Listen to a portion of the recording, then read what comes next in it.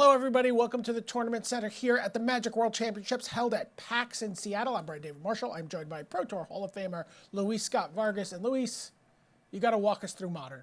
That's a tall order, but well, yeah, it is a very tall order, as you can see here. Yeah, there are a few sets in Modern. There's 48 different sets. Which one stands out to you as a big piece of the Modern format, as like just an essential cog? Is there anyone? Both Zendikar and actually Khans of Tarkir shape the format a lot because they have the fetch lands. They have cards like Polluted Delta and Scalding Tarn. And then, of course, Ravnica, City of Guilds with the shock lands, your Watery Graves and then your Stomping Grounds. That makes up the mana base of a lot of the Modern decks. Well, not Polluted Delta, Stomping Ground exactly, right. But the other combinations there, which one of the keynotes of Modern is that you can play 5 colors with the only fixing being just your actual lands, because every time you sacrifice a Scalding Tarn, you can get any red or green shock land, which basically means you can get all 5 colors off any of these fetch lands. And sometimes you see these 5-color zoo decks that have 14 fetch lands, 7 duels, and that's it. It's 5 colors. It's off just lands. Right. They can get to the fail to find stage with their fetch lands Yes. pretty quickly. All right. So we have a sense of the decks that are going to be here this weekend, and we're going to talk a little bit about each of the archetypes.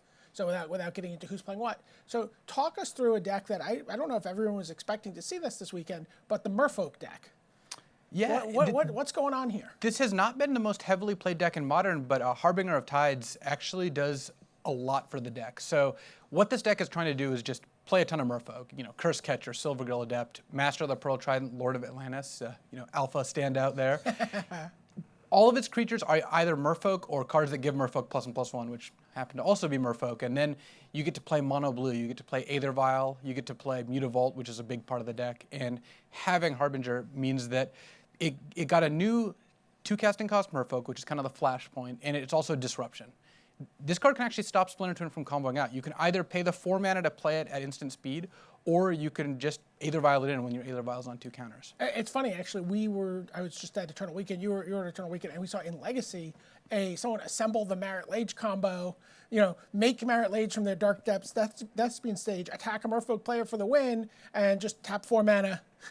Yeah. Bring in Harbinger Tides, bounce your token. I mean, Harbinger just is a very flexible, powerful card. And anytime a deck that was already kind of on the borderline of being great, which Merfolk definitely was, it was certainly a playable deck, gets a new powerhouse, it just becomes more of a real deck. One of the things you talked about was the Lords, which give +1/+1, but they also give Island Walk. Yes, and that leads into the second plan of Merfolk, which is either spreading seas them to make it so all your Merfolk can swim through the islands, or really just try to mana screw your opponent. Between spreading seas and sometimes Tectonic Edge, Merfolk can make it so some of these, fancy modern mana bases just can't cast their spells. And sometimes you're playing against a deck with Tron lands like Urza's Tower, and then all of a sudden spreading seas is of course golden there. Yeah, going back to when Spreading Seas was a standard card, people would use it to disrupt the Jund decks just from being able to have 3 color lands, right? Yeah, when you're playing against a deck that has 3 different colors and has difficult mana costs, which modern decks certainly do sometimes. You see Cryptic Command in Grixis or blue-white-red decks all the time, and Spreading Seas, even when they're playing blue, can still disrupt them. Yeah, is this the kind of deck you would see yourself playing in Modern? Is this something you could bring to the table and feel really comfortable with? I recently actually did make a video of myself playing Merfolk, and it was pretty fun. So I could see playing it. I tend to like slightly fancier decks, I would say. But Merfolk is definitely a good deck. You like to show off your non-basic land collection when you play? Something like that. I can give you some non-basic lands in our next deck. Well, I can give you some. Well, let's take a look at Affinity. We don't have Yes. we don't have the artifact lands as we used to when this deck first came out, but there's still a couple lands here that are pretty interesting. Yeah, so it's funny that it's called Affinity despite many efforts to rebrand it as Robots. That didn't work. Robots. Yeah, right. The deck basically doesn't have Affinity cards in it anymore. Sometimes it has Thoughtcast, doesn't really have Frogmite all that often, and certainly Mirror Enforcer hasn't been seen for ages. So what it's trying to do is just assemble a bunch of artifacts and then use Cranial Plating or Arcbound Ravager to really finish the game. You notice there's a new card there. There's a Hangerback Walker. Hanging in the back. Yeah, conveniently.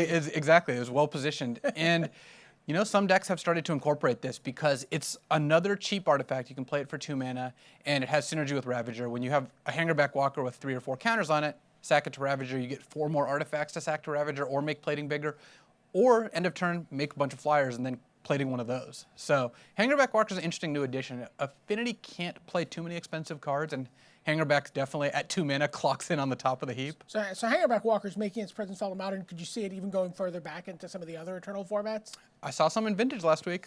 Mishra's Workshop can cast Hangerback Walker, as it turns out. So yeah, that card is the real deal. I imagine we'll be talking about that card. Maybe not through the Magic Origins draft rounds, but certainly going to be talking Let's about it. just say that I'd be surprised if that was the only Hangerback Walker showing up, at Worlds this year. There may be other decks that have this card in it. So, besides Hangerback Walker, of course, Affinity is really trying to dump its hand really early. Like, you see cards like Springleaf Drum and Mox Opal lead to, Ornithopter, lead to turns of like turn 1 Darksteel Citadel, Springleaf Drum, Ornithopter, Mox Opal, you cast Arcbound Ravager, cast Cranial Plating. Those are just the nut draws, but it gets draws like that a surprisingly often amount of the time. And then, the Ink Moth Nexus and the Blink Moth Nexus give you a little versatility when someone can disrupt that draw. Right. The plan B is that Ink Moth and Blink Moth Nexus just fly over even though your opponent's killed a lot of your creatures. And the trickiest thing, and this deck's very hard to play, by the way, the trickiest thing is sometimes knowing when you have to main phase, make your Ravager big, sack it on the Nexus, and say go, because they have a sorcery speed sweeper, like a Supreme Verdict that you want to play around.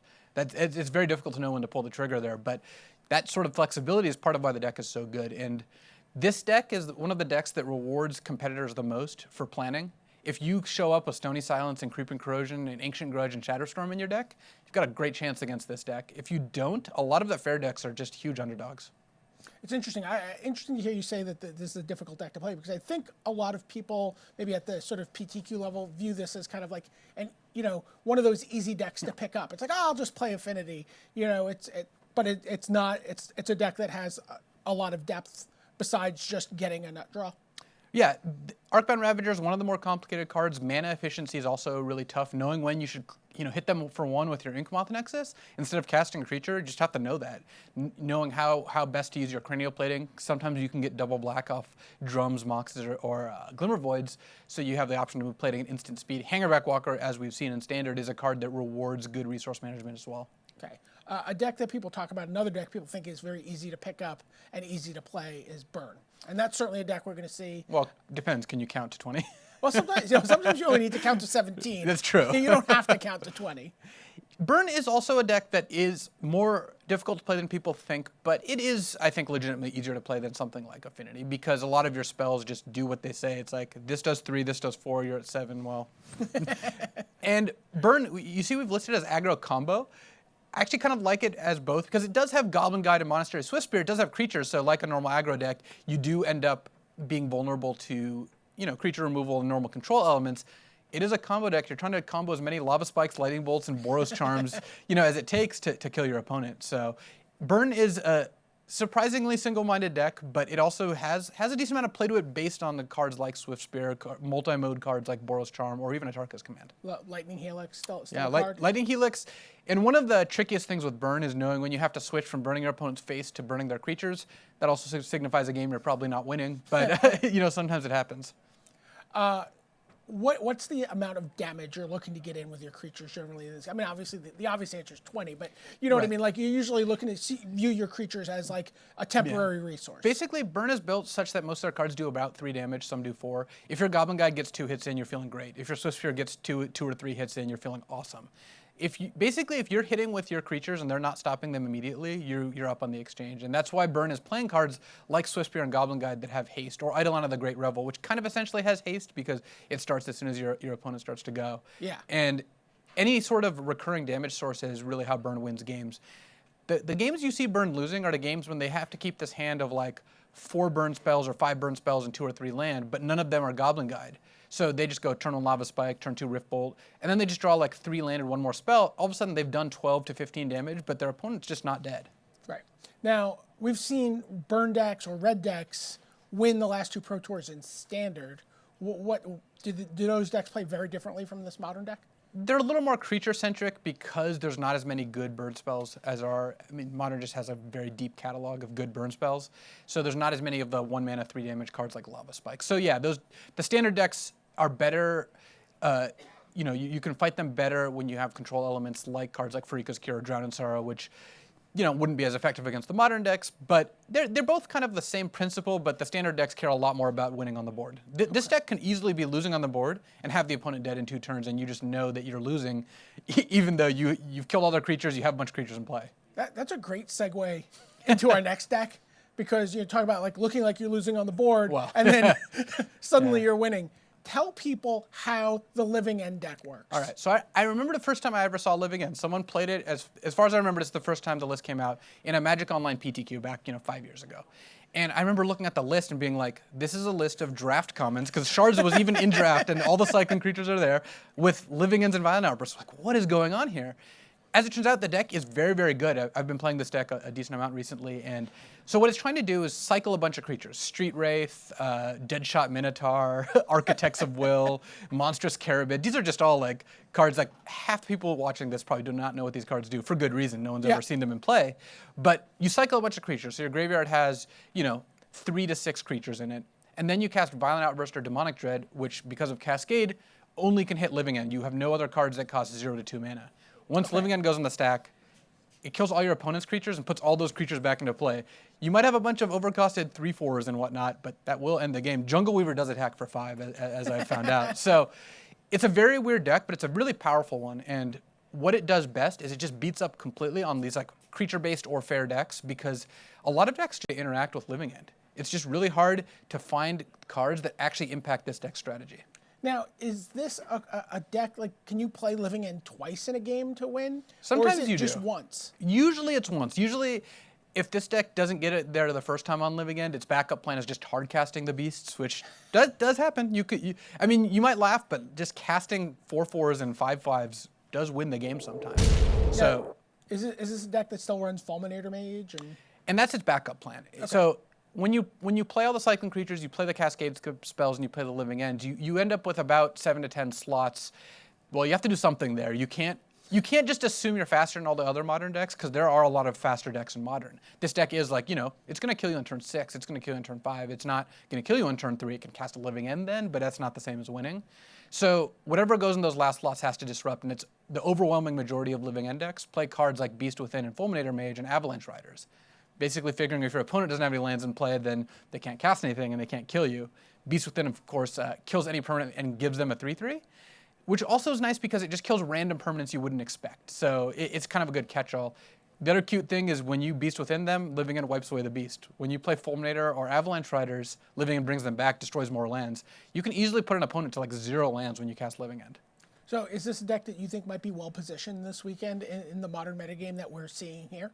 So it's always tough with Living End because it's definitely a more powerful deck than a lot of people give it credit, and it fights against some of the hate cards very well. Like, having cards like Ricochet Trap in your sideboard really helps fight counterspells.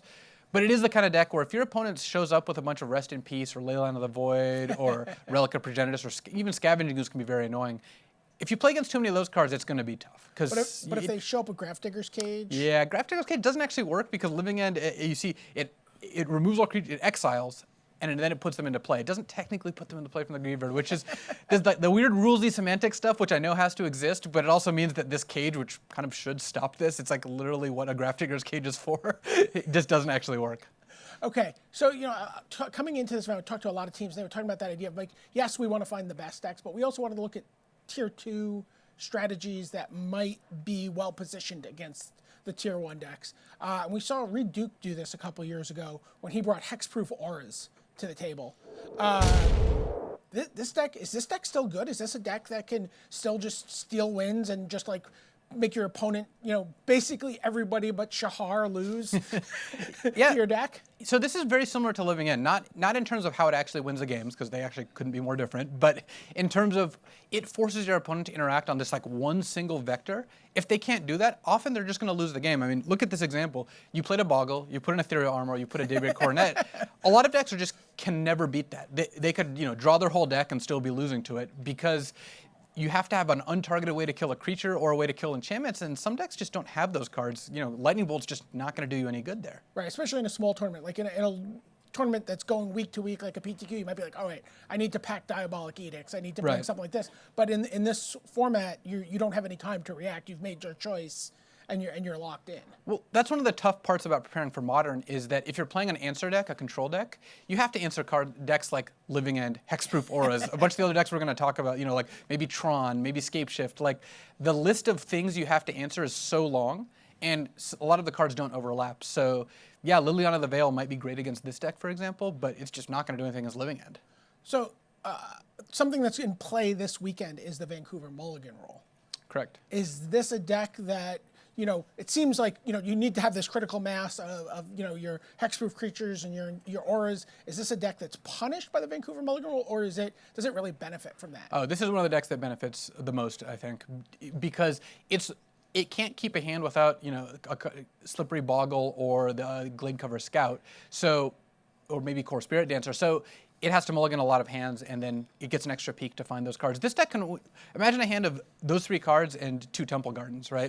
That's a great 5-card hand that'll just win the game. So the deck can clearly mulligan to 4 or 5, or, maybe not too much lower, but 4 or 5 and still have a very good chance. And then getting that extra look is just And really getting the extra valuable. look means that you can keep the, Daybreak Coronet, Ethereal Armor 2-land hand, and then to get to scry to have your turn 1 Boggle if you're on the draw. Our next deck is a deck that's already won a Modern Pro Tour this year. Let's take a look at Splinter Twin. Combo control, as it were. And see, the combo control part is actually one of the main strengths of Splinter Twin starts. Everyone looks at the first part. They look at combo. They're like, how are you going to beat Splinter Twin? And they're like, well, here are my answers to Splinter Twin. And the deck is just a great control deck. It plays so well with Cryptic Commands and Remands, and even just playing Exarchs and Pestermites for value. Cards like Grim Lavamancer are frequently good in the deck. Vendilion Click just closes out games. And this deck can win a lot of games off Snapcaster Mage Lightning Bolt. It can just do a lot of games that never involve casting the card Splinter Twin, and often it'll just side out Splinter Twin entirely. Sometimes you're just siding out all your Splinter Twins. Maybe you're leaving one in there just in case. Just to keep them honest. And you're siding cards like Keranos and Batterskull and just winning these grindy games. So that's the way to start. The actual combo of the deck, of course, is Pestermite or Deceiver Exarch with Splinter Twin or Kiki Jiki, though there's not as many decks running Kiki these days. Yeah, Antonio Del Moral Leon won Pro Tour Fate Reforged playing this deck. We've seen a couple. He was playing a blue-red version. We've seen the Tarmo Twin version. There's Grixis Twin versions running around. What's the key differences between the different versions of this deck? The more colors you add, the more fair of a game you're playing, the less you're leading on the combo, and the more you're leading on the control aspect, because the Tarmo green for Tarmogoyf, which Tarmogoyf clearly doesn't really work towards this combo at all. Splinter Twin Tarmogoyf is not the most fearsome combo, but and Grixis basically adds black for cards like Kolaghan's Command and Tassiger. So again, not really combo cards, but the more colors do give you access to these powerful cards in the fair games. So this deck's really difficult to play against. It operates at instant speed so often, and of course the Nightmare Twin opening is you tap out on your 3rd turn, they just go end of turn Pestermite, untap Splinter Twin. And people play in fear of that, even when they shouldn't. And the tough part is it's hard to know when you should and when you shouldn't. And just to give you an idea of how powerful this deck archetype would be, we actually saw this deck transported to Legacy at a tournament Yeah, I weekend. saw that. We had a player go on a 10-0 run playing a Legacy Splinter Twin deck, and it looked very similar. I mean, obviously it had better counter magic, but it looked very similar to the decks we've seen in Modern. Okay, so we've talked about like playing the fair grindy games. Let's look at the fairest and the grindiest of them all. Yep. And it's kind of a weird catch-all here with Jund Abzan. Both Jund and Abzan have this like black-green core of cards like Tarmogoyf, Scavenging Ooze, Liliana. Sometimes Dark Confidant, though he has, unfortunately for Bob, he's no longer the greatest one. He's fallen a little bit out of favor thanks to all these lightning bolts running around. But Abrupt Decay, Thoughtseize, Inquisition of Kozilek, these are all the kind of cards that force interaction. But you remember earlier when I was talking about how it's hard to have all the answers? Cards like Thoughtseize do a pretty good job of not caring what the problem is. They do solve it. You can Thoughtseize Living End or Boggles and be very happy. So this is really just looking to play, like you said, the fairest game possible.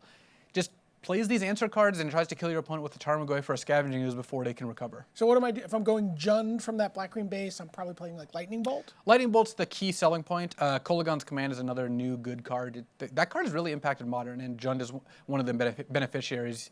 Even though Bloodbraid Elf is no longer with us, Jund is still a force to be reckoned with. And if I go Abzan? You get cards like Path to Exile and Lingering Souls are some of the main upsides. Though Siege Rhino is also a new addition. Siege Rhino is good in Standard, it's good in Modern. Lingering Souls brings us perfectly to our next deck, Black-White Tokens. Yeah, I like this deck. I've liked this deck for a long time, and Lingering Souls is definitely the key selling point. This is the best Lingering Souls deck in the format, and Lingering Souls is a very powerful card. So it's got cards like Bitter Blossom and Lingering Souls, Spectral Procession, and sometimes even cards like Raise the Alarm, though those are a little less frequently seen. And it plays cards like Intangible Virtue and Sorin to give, all your tokens +1/+1 or all your tokens +1/+1 lifelink. Yeah, I remember seeing Stanislav Svifka play this, if not the last Modern Pro Tour, the Modern Pro Tour before that, and doing really well with it and thinking, this is a Their whole very team cool played it, deck. him and Martin Juza and a couple other guys. And it's kind of like an Obzon deck. It is definitely mid-range. It's not killing your opponent, incredibly quickly. It's winning no speed awards. But it does get to play Thoughtseize and Inquisition still. And it gets to play creature removal. And it gets to win on the board through these grindy games. So this is one token deck. Let's take a look at another token deck. Blue-red Pyromancer, sort of a mid-range control deck. What's going on here? This feels like a legacy deck to me in a lot of ways. Yeah, much like the Legacy Splinter Twin was just modern Splinter Twin with some legacy counters. This is kind of like a legacy deck with having to do with the modern card draw. No dig through time or treasure cruise anymore. But this is what you get if you take a Splinter Twin deck and take out the Splinter Twins and the Pestermites. It still has Serum Visions, Lightning Bolt, Snapcaster Mage, Remand, Cryptic Command. It still has all those cards. Theoretically, you could sideboard Splinter Twin. Yeah, that's actually a very effective plan sometimes. And what it's trying to do is basically just rip through its deck with cards like Serum Vision, sometimes even Thought Scour, and get advantage through cards like Snapcaster, and then kind of turn that tempo into a win with cards like Young Pyromancer, sometimes Delver of Secrets.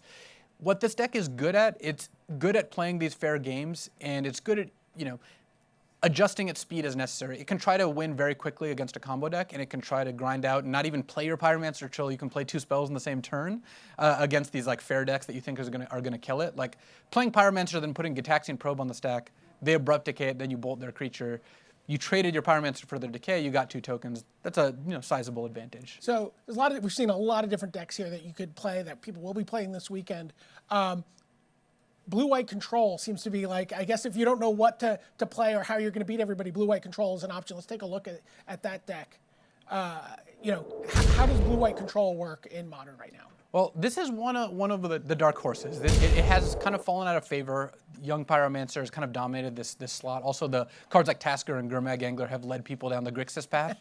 But Blue-White Control has seen a lot of success in Modern over the years. And, Restoration Angel is a good card at both, attacking and blocking, blinking your Vendilion Clicks or your Kitchen Finks or your Wall of Omens. Yep, exactly.